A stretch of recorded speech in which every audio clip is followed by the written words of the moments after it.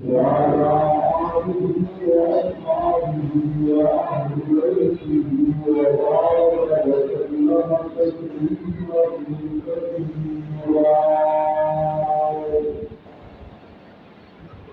أما بعد فأعوذ بالله من الشيطان الرجيم. بسم الله الرحمن الرحيم.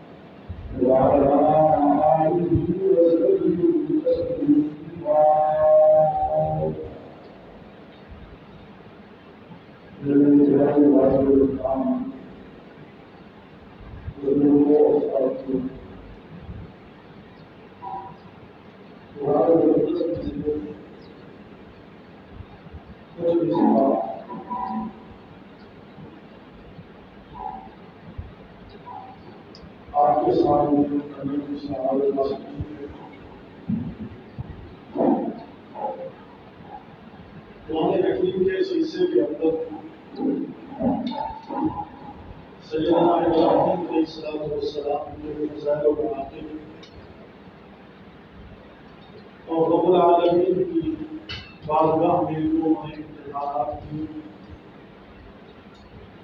ان کا اجمالی طور پر ذکر کیا گیا.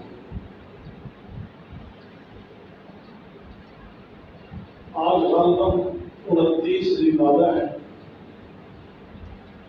شاید آج چاند نظر آ جائے یا کل نظر آ جائے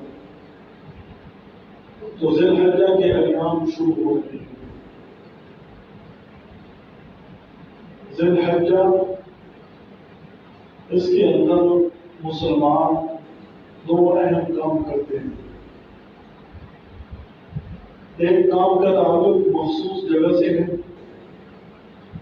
مخصوص جگہ پر اللہ جن کو توفیق عطا فرماتا ہے وہ وہاں جا کر تھوڑی ذی الحجہ ادا کرتے ہیں.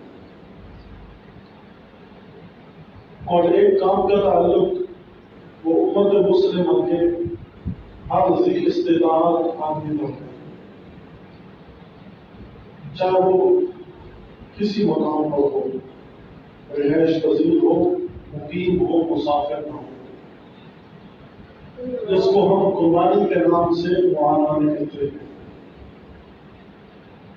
اور یہ دونوں فعل، دونوں عمل ابراہیم علیہ السلام کی یاد دلاتے ہیں.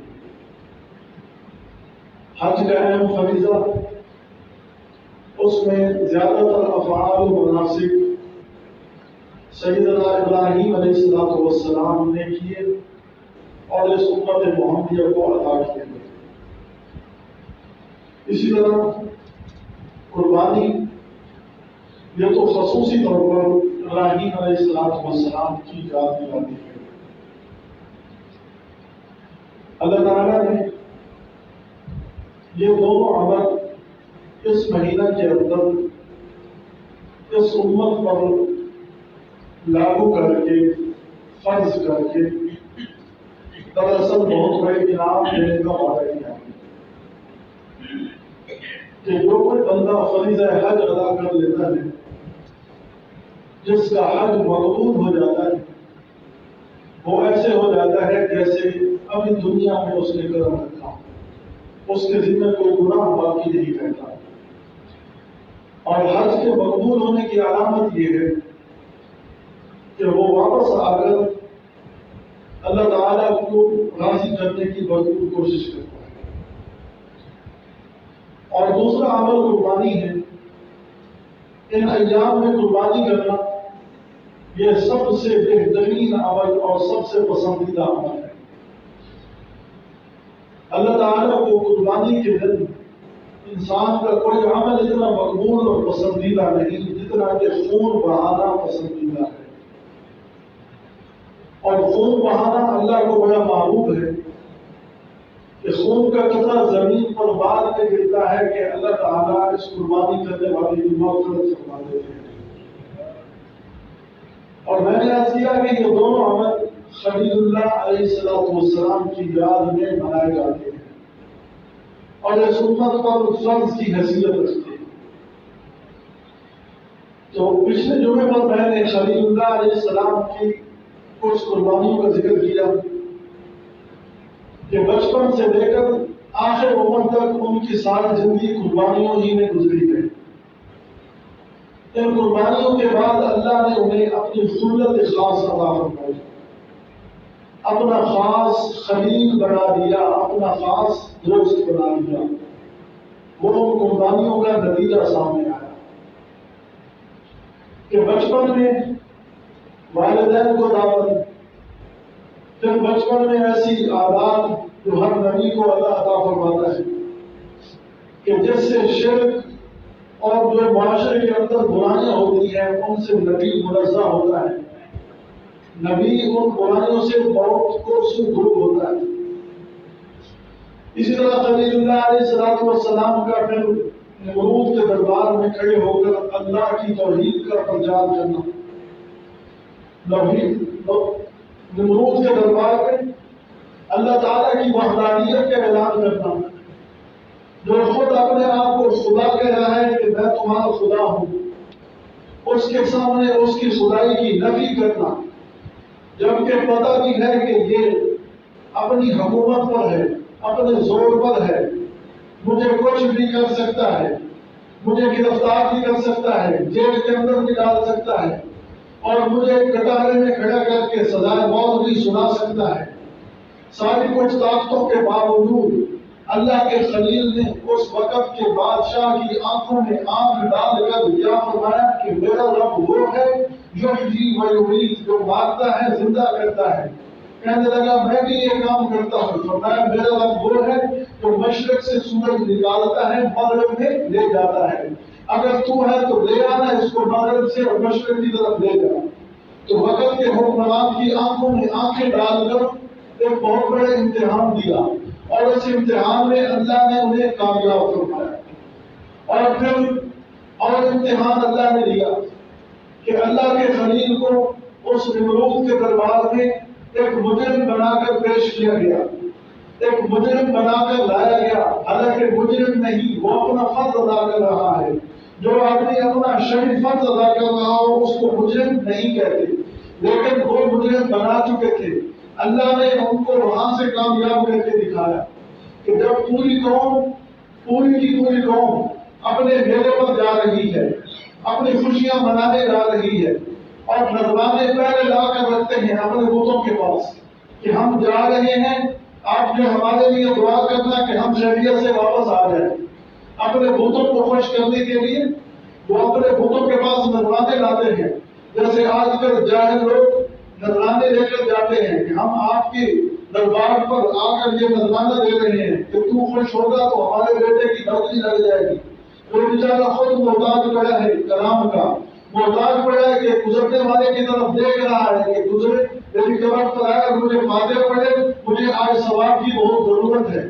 اس پر جا کر نذرانے پیش کرتے ہیں کہ تو خوش ہوگا تو ہمارے بچے کی نوکری لگ جائے گی، تو خوش ہوگا تو ہماری مصیبتیں دور ہو جائیں گی، تو خوش ہوگا تو ہماری مشکلات آسان ہو جائے گی۔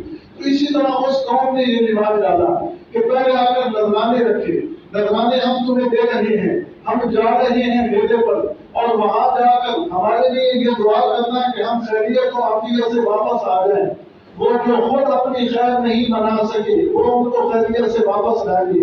چلے گئے، ابراہیم جوان ہے، نوجوان، قرآن حکیم کہتا ہے قالوا سمعنا فتى، ہم نے ایک نوجوان کو سنا، نوجوان ہے اللہ کے خلیل، کیا کہتا ہے یقال له ابراہیم، جس کو معاشرے میں ابراہیم کے نام سے پکارا جاتا ہے۔ تو چنانچہ وہ چلے گئے، ابراہیم کو بھی کہنے لگے آؤ نا ابراہیم، تم اکیلے یہاں گھر میں رہ کر کیا کرو گے، آؤ ہم جا رہے ہیں، ہمارے ساتھ آؤ، ہمارا بیٹا دیکھو، وہاں پر بڑے اچھے کھیل ہوتے ہیں، وہاں پر ہم اپنے خداؤں کی عبادت کریں گے، وہاں جو ہمارا بڑا خدا بیٹا ہے نا اس کی جا کر پوجا پاٹ کریں گے، اور تو ہمارے معاشرے میں آئے گا، ماحول میں آئے گا، ماحول میں آ کر دیکھے گا تو تیرے اوپر بھی کچھ ہمارا رنگ چڑھے گا۔ اللہ کے نبی پر کسی غیر کا رنگ نہیں چڑھتا۔ اللہ کے نبی اپنے رنگ میں دوسروں کو رنگ دیتے ہیں لیکن دوسروں کا رنگ قبول نہیں کرتے، یہ اللہ کے نبی کی شان ہے۔ آپ دیکھیں نا مکہ کے اندر وہاں سب بت فروش، وہاں سب بتوں کی عبادت کرنے والے، تو ایک نوجوان 40 سال کا جس کو محمد رسول اللہ کہتے ہیں، وہ کھڑے ہو کر اعلان کرتے ہیں کہ یا ایھا الناس لا الہ الا اللہ تفلحوا، اے لوگوں ایک کلمہ دوہراؤ کامیاب ہو جاؤ گے۔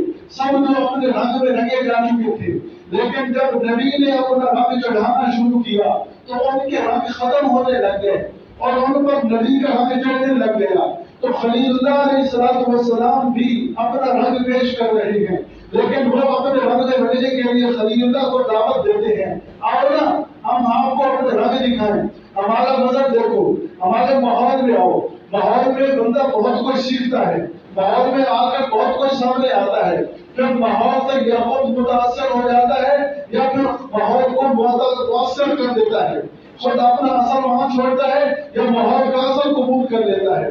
تو ابراہیم نے کیا جواب دیا انی سقیم، میں تو بیمار ہوں، تمہارے ان کاموں کو دیکھ کر میری طبیعت خراب ہو جائے گی، تمہارے ان کاموں کو دیکھ کر میرا مزاج بگڑ جائے گا، تمہارے ان کرتوتوں کو دیکھ کر مجھے گھٹن ہوگی، میں گھٹ جاؤں گا، میرے دل پر بوجھ ہو جائے گا، اس لیے میں تمہارے ساتھ جانے کے لیے تیار نہیں ہوں۔ تو خلیل اللہ نے جواب دے دیا، وہ سب چلے گئے، ان کو نذرانے دے کر گئے کہ یہ نذرانے تمہارے پاس ہیں، ہم جب واپس آئے تو خیریت سے آئیں، ہم جب واپس سے آئے تو ہمیں کچھ نہ ہو۔ لوگوں کا یہ عقیدہ تھا، وہ چلے گئے، جب واپس آئے شام کو آ کر دیکھتے ہیں کہ کچھ نے اور نذرانے اٹھائے ہوئے ہیں کہ میرے سے بھی واپس آئے ہیں، اپنے خداؤں کو اب شکرانہ کے طور پر ادا کریں۔ پہلے تو وہ خداؤں کے سامنے عاجزی کر رہے تھے، ہم عاجزانہ طور پر تمہیں پیش کر رہے ہیں، ہم عاجزی کے طور پر پیش کر رہے ہیں، لیکن بعد میں شکرانے کے طور پر کہ ہم خیریت سے واپس آ گئے، جب شکرانے کے طور پر وہاں سے نذرانے لائے، کوئی مٹھائیاں لے کر آ رہا ہے، کوئی جناب اپنے اس ماحول کا کوئی کھلونا لے کر آ رہا ہے، کوئی چادر لے کر آ رہا ہے، کوئی اپنے معبود کو خوبصورت بنانے کے لیے وہاں سے کوئی خوبصورتی کا سامان لے کر آ رہا ہے۔ تو جب آ کر اپنے معبد خانے کے اندر، اپنے بت خانے کے اندر، اپنی عبادت گاہ میں داخل ہوئے تو کیا دیکھتے ہیں کہ سب کا حشر و نشر ہو چکا ہے، سب ٹوٹ چکے ہیں، سب کسی کا بازو نہیں ہے، کسی کی آنکھ نہیں ہے، کسی کا ناک نہیں ہے، کسی پر حملہ ہو چکا ہے، کسی کا سر پھوڑا جا چکا ہے، کسی کو دل کا عہدہ ڈال دیا گیا ہے۔ ایک کھڑا ہے ان میں سے جو سب سے بڑا ہے، جو سب کا محافظ ہے، جو سب کا سیکورٹی گارڈ ہے، وہ کھڑا ہے، اس کے کندھے پر کلاڑا ہے۔ اب آئے حیران ہوئے، عجیب بات ہے یہاں تو کوئی کلاڑا تھا نہیں، کلاڑا کیسے رکھ دیا؟ اور یہ تو ہل نہیں سکتے، یہ تو ہل نہیں سکتے، حرکت نہیں کر سکتے، یہ تو ہم ان کو نہلاتے، ہم ان کو خوبصورت ہم ان کو بناتے ہیں اور ان کی سیوا ہم آ کر کرتے ہیں، ان کے بالوں میں کنگھی ہم آ کر کرتے ہیں اور ان کو تو اپنی جگہ سے ہلاتے حرکت ہم دیتے ہیں، اور اس کے کندھے پر کلاڑا ہے، یہ اس نے کیسے کر دیا؟ حیران ہوئے، حیران ہو کر ایک دوسرے کو دیکھنے لگے، کہنے لگے یہ تم نے تو نہیں کیا، کہنے لگا میں تو تیرے ساتھ تھا، دوسرے کو کہتے تم نے تو نہیں کیا، کہنے لگا وہاں دیکھا نہیں، اس جگہ پر میں کھڑا تھا، تو میرے سامنے گزر رہا تھا۔ وہ میلے پر لوگ جاتے ہیں تو ایک دوسرے کو کہتے ہیں تو فلاں جگہ پر بیٹھا، تو ریپٹر پر بیٹھا تھا، تو کار پر بیٹھا تھا، میں نے تجھے دیکھا. اس طرح ایک دوسرے کو کہنے لگے. جب سب ایک دوسرے کو تانا دینے لگے کہ تو نے کیا، سب کہنے لگے میں بھی وہاں تھا، میں بھی وہاں تھا. پھر کرنے والا کون ہے؟ اب حیران ہوئے، سوچنے لگے تو کہنے لگے یقال لہ ابراہیم. ایک نوجوان کے بارے میں سنا. وہ نوجوان سمعنا فتن یذکرہم، فتن نوجوان ہے، وہ نوجوان ہے، یہ اسی کا کام ہے. یقال لہ ابراہیم، جس کو ابراہیم کہا جاتا ہے. اس نے کہا ہاں تو بات صحیح کر رہا ہے. دوسرے نے کہا تو صحیح کر رہا ہے. کسی نے بولا ابراہیم ہی ہو سکتا ہے. چوتھا بولنے لگا وہی ہے اور تو کوئی کرنے والا نہیں. پانچویں نے کہا کہ میں نے فلاں جگہ پر سنا کہ وہ ہمارے بتوں کو بزرگ کر رہا تھا. وہ کہہ رہا تھا یہ تو کچھ نہیں کرنے والی ذات تو صرف اللہ کی ہے. وہ اللہ ہی سب کچھ کر سکتا ہے. وہی ان کی قباحت بیان کرتا ہے، وہی ان کی برائی بیان کرتا ہے، اور تو ہمارے معاشرے میں کوئی نہیں، وہی ہو سکتا ہے. اور نوجوانوں نے ہی آ کر تقدیریں بدلی ہیں. یہ تاریخ ہے. نوجوان جب اٹھتے ہیں اللہ کا نام لے کر، فضا میں جب اللہ اکبر کا نعرہ بلند کر کے اٹھتے ہیں تو محمد بن قاسم جیسے 17 سالہ نوجوان وہ وہاں سے اٹھ کر، عرب سے اٹھ کر ملتان تک آ کر اسلام کا جھنڈا لہراتے ہیں. یہ نوجوان ہی ہیں. نوجوانوں نے ہی تاریخیں بدلی ہیں. تو نوجوان جب ان کے اندر جذبات پیدا ہو جاتے ہیں تو وہ معاشرے کے حالات بدل دیتے ہیں. لیکن آج کا نوجوان کرکٹ میں مست ہو گیا، آج کا نوجوان فلموں میں مست ہو گیا، آج کا نوجوان سوشل میڈیا میں پھنس گیا. آج تو یہی کوئی سامنے ہے اور کچھ بھی نہیں. سست ہو گئی ہماری عملی طاقت، سست ہو گئی ہماری وہ قوت، روحانی طاقت وہ ختم ہو گئی. بیدار نوجوانوں نے بیدار ہونا تھا، وہ الٹا اب نیند سو رہے ہیں. انہوں نے سلا دیا محنت کر کے، ایک ایک چیز ہم تک پہنچا دی. اب ایک ایک چیز لے کر مسلمانوں کا بیٹھا بہا رہے ہیں، مسلمانوں کو کمزور کر رہے ہیں. تگڑا ہی وہ نوجوان اٹھے، اسی نوجوان پر سب شک کرنے لگے. شک کرنے کے بعد جب تسلی ہو گئی، سب نے کہا کہ وہی ہے، وہی کر سکتا ہے، اور کسی نے کیا نہیں. اب جو ایک آدمی نے آواز لگائی جس کو خبر واحد کہتے ہیں، وہ آواز اب مشہور ہوگی، مشہور سے پھر متواتر ہو گئی. سب کہنے لگے کہ وہی ہے. سب نے کہا اور کوئی کر سکتا نہیں. فَأْتُوا بِهِ عَلَىٰ أَعْيُنِ النَّاسِ، لے اس کو پکڑ کر اس کی بات، اس سے بات کرتے ہیں. فَأْتُوا بِهِ عَلَىٰ أَعْيُنِ النَّاسِ لَعَلَّهُمْ يَشْهَدُونَ، تاکہ ہم اس کے خلاف گواہی دیں. آگر ابراہیم علیہ السلام کو اللہ کے خلیل مجرم بنا کر لائے گئے. وہ اپنا فرض ادا کر رہے تھے، وہ مجرم نہیں تھے لیکن اس قوم کی نظر میں مجرم تھے، مجرم بنا کر لائے گئے. فَأْتُوا بِهِ عَلَىٰ أَعْيُنِ النَّاسِ لَعَلَّهُمْ يَشْهَدُونَ. اب سب کے سامنے ابراہیم کو پیش کیا گیا. سب کے ماننے والے، ایک رب کو ماننے والا اکیلا خلیل، وہ اکیلا کھڑا ہے، اور سب کو ماننے والے وہ سب دوسری طرف کھڑے ہیں. کٹانے میں پیش کر دیا گیا. قالوا أأنت فعلت هذا بآلهتنا، اے ابراہیم کیا تو نے ہمارے الہوں سے یہ کیا؟ تو نے ہمارے خداؤں کو توڑ دیا، تو نے ہمارے معبودوں کا بڑا حال کر دیا، یہ سب تو نے بگاڑ دیا. آلہتنا یا ابراہیم، بآلہتنا یا ابراہیم، ہمارے مشکل کشاؤں کو تو نے ختم کر دیا. قال بل فعلہ کبیرہم ھذا، فرمایا کہ تم کہہ رہے ہو ہمارا الہ ہے. الہ تو وہ ہوتا ہے جو سب کچھ کر سکتا ہے، کسی کا محتاج نہیں ہوتا، کسی کے سائے طلب نہیں آتا، کسی کے دبدبے نہیں آتا. الہ تو وہ ہوتا ہے کہ ساری مخلوق اس کے دبدبے میں آ جاتی ہے. الہ تو وہ ہوتا ہے جو کسی سے مار نہیں کھاتا. الہ تو وہ ہوتا ہے کہ جس کے ہاتھ میں سارا نظام ہوتا ہے، وہ تو قادر مطلق ہوتا ہے. جب اللہ قادر مطلق ہے تو تم کہہ رہے ہو یہ ہمارے خدا ہیں، تو پھر میں نے کیوں کیا؟ کرنے والے تو سب کچھ یہ ہیں. خود تم تو کہہ رہے ہو بآلہتنا، ہمارا الہ ہے، ہمارا معبود ہے، ہمارا خدا ہے. تم خود کہہ رہے ہو خدا تو وہ ہوتا ہے جو سب کچھ کر سکتا ہے، کسی کا محتاج نہیں ہوتا. تو وہ جو تمہارے الہ ہیں وہ اپنی حفاظت نہیں کر سکے. اب اس نے کیا ہوگا نا جو بڑا کھڑا ہے. قال بل فعلہ کبیرہم ھذا، اس بڑے نے یہ کام کیا. اس سے پوچھو نا، فاسألوہم ان کانوا ینطقون، فاسألوہم، پوچھو نا، اس سے پوچھو، سب سے سوال کرو. ان کانوا ینطقون، اپنے خدا سے پوچھو نا، جب تمہیں صحیح بچا کر لے آئے تو خود کیوں نہیں بچ سکے؟ فاسألوہم ان کانوا ینطقون، اگر بولتے ہیں تو پوچھو. تو بول سکتے ہیں؟ نہیں بول سکتے. ہاتھوں سے بنائے ہوئے کب بولتے ہیں؟ ہاتھوں سے دفنائے ہوئے کب بولتے ہیں؟ ہاتھوں سے جن کو اپنے ضرب کر کے جاتے ہیں وہ کب بولتے ہیں؟ تو جو ہاتھوں سے بنائے جاتے ہیں وہ کہاں بولتے ہیں؟ اس لکڑی کا میں ایک بت بنا دوں یہ بولے گی، اس کرسی کا بت بنا دوں یہ بولے گی؟ آپ پر بڑی عالیشان یہاں تو کاریگر بیٹھے ہوں گے، وہ کاریگر جو ہے نا ایک اینٹوں کا خوبصورت مجسمہ بنا دے وہ بولے گا؟ نہیں بولے گا۔ کیوں؟ اپنے ہاتھوں سے بنایا ہوا ہے، تو اپنے ہاتھوں سے بنایا ہوا بولتے ہیں بیماری حسینہ تمہارے معبود ہیں، پوچھو بس انہوں نے کام جلتے کو فرجعوا الى انفسهم فرجعوا الى انفسهم، زمین نے اندر سے آواز دی، زمین پر اٹھا، اپنی گردن جھکا دی، اپنے آپ سے پوچھنے لگے فرجعوا الى انفسهم فقالوا انکم انتم الظالمون، کہنے لگے تم ہی بے انصاف ہو، اپنے آپ کو کہنے لگے تم ہی بے انصاف ہو۔ اندر سے آواز اٹھی نا، یہ تو بول نہیں سکتے، وہ تو صحیح بول رہا ہے، وہ تو کہہ رہا ہے نا اسی سے پوچھو، جب وہ بول نہیں سکتے تو پھر ابراہیم صحیح کہہ رہا ہے انکم انتم الظالمون ثم نكسوا على رؤوسهم، پھر گردنیں جھک گئی علی هؤلاء ينطقون، اب کہ اس بات پر کہ وہ بول نہیں سکتے، ثم نكسوا على رؤوسهم لقد علمت ما هؤلاء ينطقون، اے ابراہیم تجھے پتہ تو ہے، تجھے معلوم تو ہے کہ یہ بات نہیں کر سکتے، ما هؤلاء ينطقون۔ تو ابراہیم علیہ السلام اب اکیلے کھڑے ہیں، اکیلے، پوری مخلوق اس وقت جو سامنے انسانی شکل میں موجود ہے وہ سب مخالف ہے، اکیلے ایک موحد اعظم ایک بہت بڑے دربار کے اندر، ایک بہت بڑے ظالم بادشاہ کے اندر، نمرود جس نے پوری دنیا پر حکومت کی ہے، اس کے سامنے کھڑے ہو کر اب اللہ کی توحید کا پرچار کر رہے ہیں۔ افتعبدون من دون اللہ ما لا ينفعکم شیئا ولا یضرکم، ارے ابراہیم کہہ رہے ہیں اللہ کو چھوڑ کر ان کی بندگی کرتے ہو، ما لا ينفعکم شیئا، جو تمہیں کچھ نفع نہیں پہنچا سکتے، ولا یضرکم، تمہیں کوئی نقصان نہیں پہنچا سکتے، تو اللہ کو چھوڑ کر ان کی بندگی کرتے ہو۔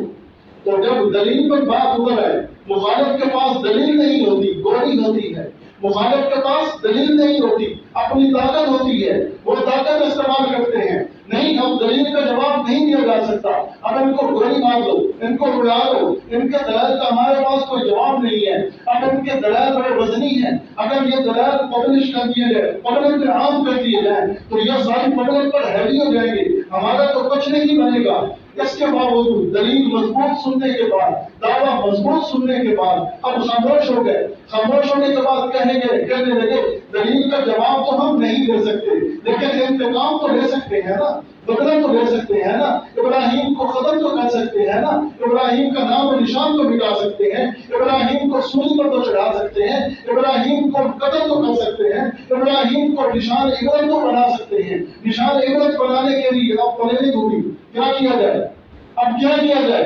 ابراہیم کی دلیل کا جواب تو نہیں ہے، جب کچھ بھگلا جاتا ہے تو پھر انتقام پہ اتر آتا ہے، اب بھگلائے انتقام پہ اتر آئے، کہہ رہے کہ کیا کیا جائے؟ میٹنگ ہو گئی، وہ سوال اکٹھے ہو گئے، وزیر اعظم صاحب درمیان پہ بیٹھ گئے، نمرود صاحب کیا کیا جائے؟ مختلف مشورے ہونے لگے، مشورے میں یہ بات طے ہوئی کہ آگ جلائی جائے اور اس آگ میں نشان عبرت بنا دیا جائے، آگ میں نشان عبرت بنا دیا جائے۔ اب آگ کتنی بڑی جلائی ہے؟ اعلان ہو گیا کہ جو کوئی آگ میں جتنا حصہ ڈالے گا اتنا زیادہ اجر پائے گا، اعلان ہو گیا۔ جیسے مسجد میں اعلان کیا جاتا ہے کہ ہماری مسجد ڈیرے کا امیر ہے، جو کوئی جتنا حصہ ڈالے گا اتنا زیادہ اجر پائے گا، یہ باتیں تو شریعت کی ہیں، یہ باتیں تو اللہ کے رسول نے ہمیں بتلائی ہیں۔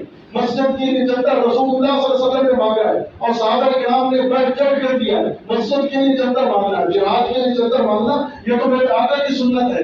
تو مسجد میں اعلان ہوتا ہے بھائی مسجد کی چھت ڈالنی ہے، ابھی چھت ڈالنے کا منصوبہ پورا ہو رہا ہے، تو جو زیادہ ٹائم دے گا اتنا زیادہ اجر پائے گا، یہ تو اجر و ثواب کی بات ہے۔ لیکن وہ اپنے عقیدے کے مطابق کیا کہہ رہے ہیں؟ کہہ رہے ہیں کہ جو جتنی آگ میں حصہ لے گا اتنا زیادہ اجر پائے گا۔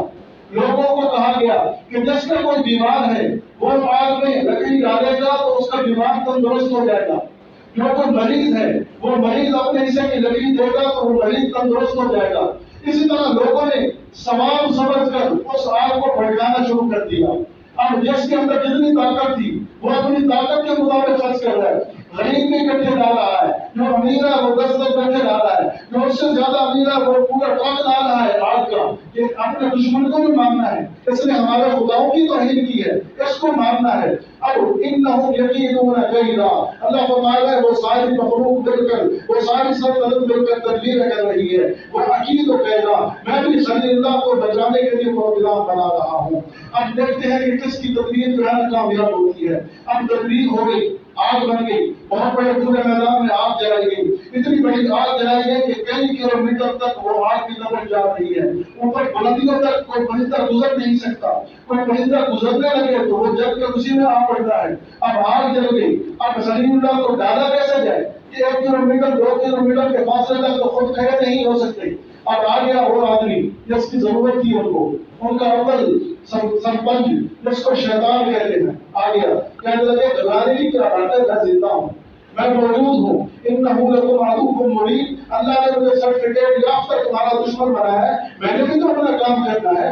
اللہ نے سرٹیفکیٹ دیا اس دشمنی کا کہ تم امت مسلمہ کا پکا دشمن ہے، انہو لکم عدو مبین فاتخذوہ عدوا، دوسرے مقام پر فرمایا تمہارا سرٹیفکیٹ یافتہ دشمن ہے، تم بھی اس کو دشمن بنا کے رکھو، اس کو دوستی نہ لگانا۔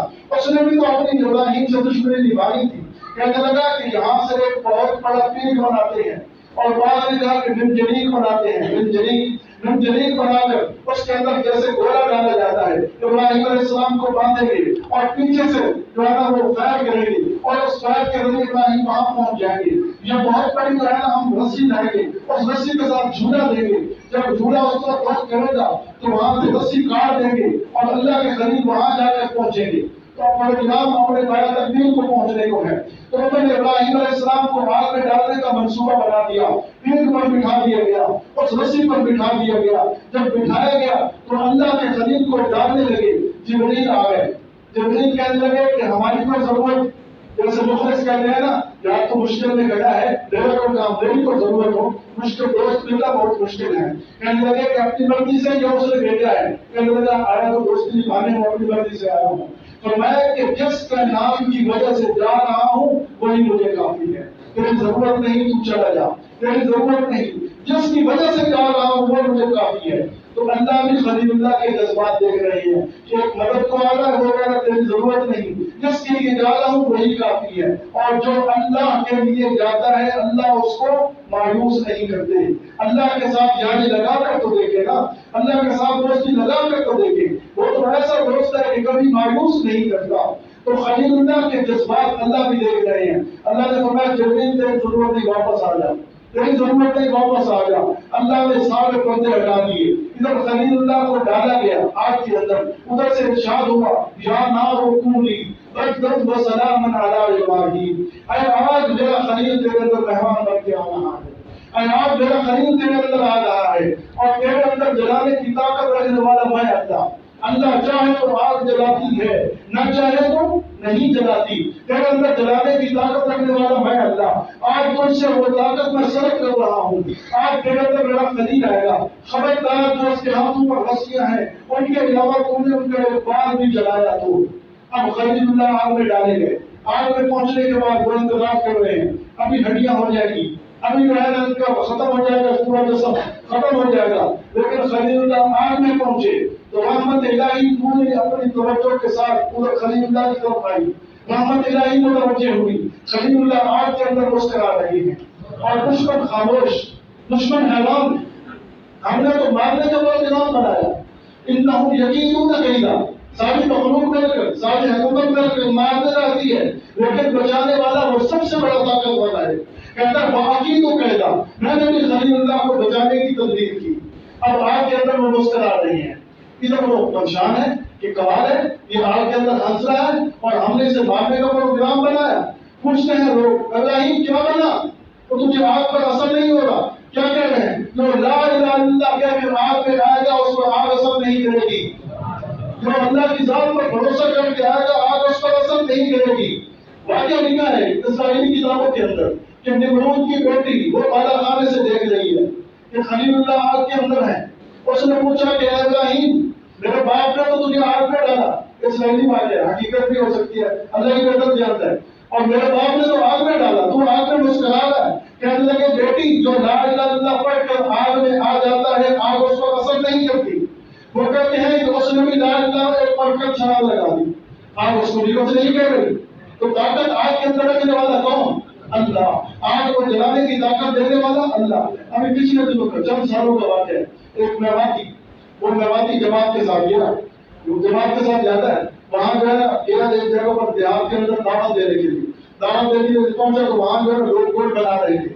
کوئی جو ہے رو لے کر آ رہا تھا, کوئی غور کو صاف کر رہا تھا, کوئی کڑا کے اندر غور ڈال رہا ہے اور کوئی اس کو ہلا رہا ہے, کوئی جو ہے نا اس غور کو پکڑنے کے بعد اس خاص ڈبے کے اندر ڈال رہا ہے اور کوئی ہلا رہے ہیں. وہ آگے دعوت دینے کے لیے جماعت والوں کی جیسی عادت ہوتی ہے گشت لے کر چلے جاتے ہیں اور پھر ان کے کام میں بھی شریک ہو جاتے ہیں کہ ہم آپ کا کام کرتے ہیں, آپ ہماری بات سنیں. وہ گیا اور انہوں نے کہا آؤ ہمارے ساتھ, مسجد کے اندر بات ہو رہی ہے عصر کے بعد, تو اللہ اور اس کے رسول کی بات سن لو. تو وہ بڑے اکھڑ مزاج تھے, انہوں نے کہا کہ یہ کام تمہارا باپ کرے گا, ہم لوگ مسجد میں جا کر تمہاری بات سنیں. تو اس نے کہا یہ کام تو سارا اللہ کرنے والا ہے, تو اگر تم نہیں ہوگا تب بھی اللہ یہ کر دے گا. اس نے کہا اچھا میرے اندر بڑا اللہ کا مان ہے, اللہ کا مان ہے نا, تو اس طرح کا اپنا ہاتھ آگ کے اندر ڈال کے دکھا. یہ حقیقت ہے, حقیقی بات ہے. آگ کے اندر ہاتھ ڈال کے دکھا. وہ بوڑھا آدمی تھا, اس کا اللہ کی ذات پر بھروسہ تھا. اس نے جو ہے نا درود شریف پڑھا اور یہی آیت پڑھی یا نار کونی بردا وسلاما علی ابراہیم, اور جو آگ کی بھٹی ڈال رہے تھے اس کا ہاتھ ڈال دیا. 7-8 منٹ آگ کے اندر ہاتھ لے کے بیٹھا تھا, 7-8 منٹ. اور دوسرے ساتھی حیران ہوئے, اس نے کمال کر دیا. اللہ کی ذات پر جب بندہ بھروسہ کرتا ہے تو اللہ معروف نہیں کرتا. اس نے ہاتھ ڈال دیا. اب وہ سارے حیران, 7-8 منٹ بعد ہاتھ ڈال نکالے تو ہاتھ صحیح سارے. کہنے لگے کیا ہوا, تجھے تکلیف نہیں ہوئی؟ کہنے لگے کہ ایسے محسوس ہو رہا تھا جیسے سردیوں سے بندہ کھٹا ہوا ہو اور آگ پر سینک کا ہو تو لذت آتی ہے, مجھے تو ہاتھ میں آگ ڈالنے سے بڑی لذت آ رہی تھی. تو اللہ اپنے بھروسہ کرنے والوں کو معلوم نہیں کرتا. تو خلیل اللہ نے اللہ پر بھروسہ کیا. بھروسہ کرنے کے بعد اللہ نے ان کو صحیح سالم بچا لیا. جب بچا لیا تو کسی پوچھنے والے نے پوچھا ابراہیم تیری زندگی کے اچھے دن کون سے تھے, تیری زندگی کے سب سے پیارے دن کون سے تھے؟ فرمایا کہ وہ دن جو میں نے آگ کے اندر گزارے. آگ کے اندر بھی کوئی خوشی دلا سکتا ہے. فرمایا ہاں وہ بڑے اچھے دن تھے کہ جب میں اللہ کی دربار میں اللہ کی خاطر آگ میں گیا تو پردے ہٹا کر آواز آتی تھی اے میرے ابراہیم کیا حال ہے. صبح بھی آواز آتی تھی اور شام کو بھی آواز آتی تھی اے میرا ابراہیم تیرا کیا حال ہے, اے میرا خلیل تیرا کیا حال ہے. اور پھر مزے سے جنت کے امور بھیجے جاتے تھے. وہاں آگ کے اندر امور بھی کھانے ہیں اور مزے بھی لے رہے ہیں. اتنا بڑا امتحان آگ کے اندر اللہ کے لیے اپنے آپ کو ڈال دیا. اللہ کے لیے جو قربانی کرتا ہے اللہ اسے بے وفائی نہیں کرتا, اللہ اسے وفا کرتا ہے. تو ہر کام میں اخلاص ہونا چاہیے. ہر کام ہم اللہ کے لیے کریں. ابھی ہمیں قربانی کرنی ہے تو قربانی کرنے سے پہلے بھی ہماری نیت کیا ہو, ہم اللہ کے لیے کر رہے ہیں, اللہ کے لیے. جب اللہ کے لیے قربانی کریں گے تو حدیث پاک کے اندر آتا ہے کہ جب آدمی خون بغیر پر یا اپنے گائے پر جو بھی ذبح کرے گا اس پر جب چھری چلائے گا, چھری چلاتے وقت خون کا قطرہ زمین پر بعد میں گرے گا, پہلے اللہ اس کو معاف کر دیں گے. اتنا بڑا اجر و ثواب ہے قربانی کرنے کا. تو جو آدمی طاقت رکھتا ہے, وسعت رکھتا ہے, وہ اپنے آپ کو تیار کرے اور قربانی کرے. اور قربانی نہ کرنے والوں کے لیے جناب رسول اللہ صلی اللہ علیہ وسلم کا بڑا سخت فرمان ہے. فرمایا کہ جو آدمی مگر سعادت لمن یضحیہ فلن یضحیہ فلا یکبر مسلمانا, اور کما قال صلی اللہ علیہ وسلم جو آدمی طاقت رکھتا ہے قربانی کرنے کی اس کے باوجود وہ قربانی نہیں کرتا, فرمایا کہ وہ مسلمانوں کی اطلاع میں نہ آئے. اتنی بڑی بعید ہے. طاقت کے باوجود جو قربانی نہیں کرتا وہ ہمارے مسلمانوں کے عمل میں شریک نہ ہو. تو گویا کہ آپ صلی اللہ علیہ وسلم نے ناراضگی کا اظہار فرمایا. اس لیے جس کے اندر طاقت ہے وہ کوشش کرے, اور طاقت کی تفصیل انشاءاللہ عرض کریں گے کہ کون طاقت رکھتا ہے کون نہیں. ٹائم بھی کافی ہو چکا ہے. اللہ تعالیٰ ہمیں اخلاص کے ساتھ کھانا بند کرنے کی توفیق عطا فرمائے.